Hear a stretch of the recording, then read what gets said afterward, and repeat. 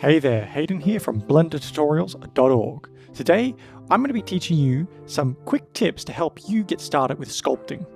Let's jump into them. But before we begin, a word from our sponsors. Me. That's right. If you're not aware, BlenderTutorials.org has launched. That's my website that I've been developing for a year now to teach beginners how to use Blender effectively. If you're someone that has been struggling to learn Blender from YouTube, give it a look. It's www.blendertutorials.org. But now that's out of the way, let's get back to this tutorial. The first tip is to keep your poly count low. This might seem counterintuitive to a lot of you just starting out in Blender who have dabbled in sculpting. A lot of people assume that sculpting is all about high poly count, but that isn't necessarily the case. And in fact, even if you are going to be sculpting a high poly model, it's always better to start with a lower number of polygons. Let's take a look at an example as to why.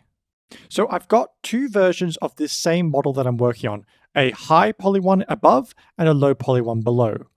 Now, if I was to put some clay strip strokes onto the high poly one and then try and smooth it out, so here I am just applying some strokes, and now I'm going to use Shift and click to use my smooth tool. And we'll see that it's very, very difficult to smooth this volume buildup on a higher poly model. Now let's see what happens when we do the same thing with the lower poly version.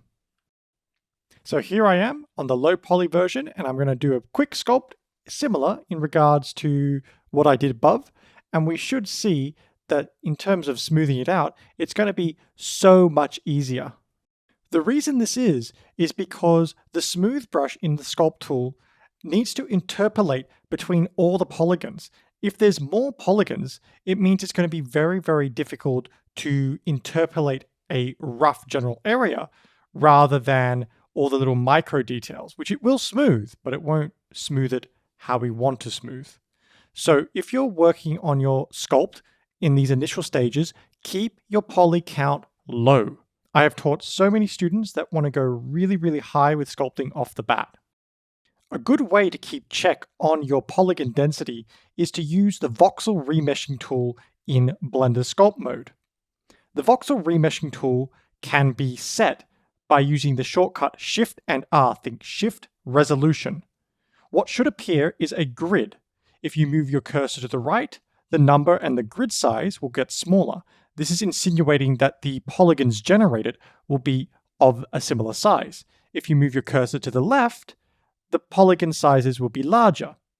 It will take time to get a feel of how many polygons are enough for your particular stage of sculpting, but a quick test that you can do is simply put down a stroke onto your model and then attempt to smooth it. If it smooths fairly easily, this is a good sign that your polygonal density is pretty good. The next tip is to use a big brush, at least in the beginning stages of your sculpt. You'll see here in this time lapse that I'm using a really large brush for most of my movements. It's not until I get to the feet and the toes that I start to use a smaller brush. The brush size should reflect the level of detail that you're currently working on. So at the beginning of the sculpt, we're mostly working on shape and form, so your brush should reflect that. It needs to be big. It needs to be bold. You're making big, bold movements. Just remember that. You're not playing around with details. You're not creating creases. You're just trying to get the basic shape and form of the model. If you get that correct, everything else will fall into place. Details are easy. Well, relatively so. But shapes are hard. If you can master creating the basic shapes of whatever you're trying to make, then everything else will, I guarantee you, will fall into place at some point. It might take you a little while to massage out everything to get it looking how exactly you want it, but that's just the artistic journey. Some people are better at it, some people aren't. I know that me as myself, as an artist, I sometimes struggle with certain parts and I really need to work at them. But because I'm focusing on a more simplistic level, I don't have to worry about redoing details. I don't have to worry about if I move this particular foot or change this entire leg up. I'm just lost out on hours of work, because that is the downside of detailing. While it is, in my opinion, more simple than the shape and the form, it does take up a little bit more time and effort. So next time you're sculpting something and you're just starting out, keep your brush big. Really, it will help. The next tip is to keep your camera moving. You need to be looking and moving around your scene all the time. It's important not to get stuck, especially in the orthographic perspective, especially when modeling organic creatures such as this. The reason why that's important is because we don't view the world in orthographic. We view it in perspective. So we need to be judging your work from perspective. It also makes sure that you pick up mistakes early and they don't carry through your sculpt. For example, I've done this a million times when I've been sculpting and I haven't actually turned the mirror on. And then all of a sudden, I look at my work and I realize that everything is askew. Now, this is relatively easy to fix, but it's just an extra step that I shouldn't have to have gone through in order to get to my finished result.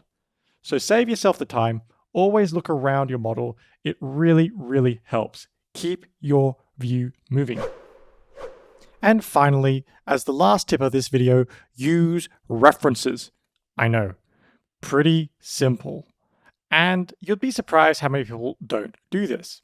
I myself don't use references all the time, but that's because I've used them in the past, so I've got a good bank of anatomical knowledge to work on.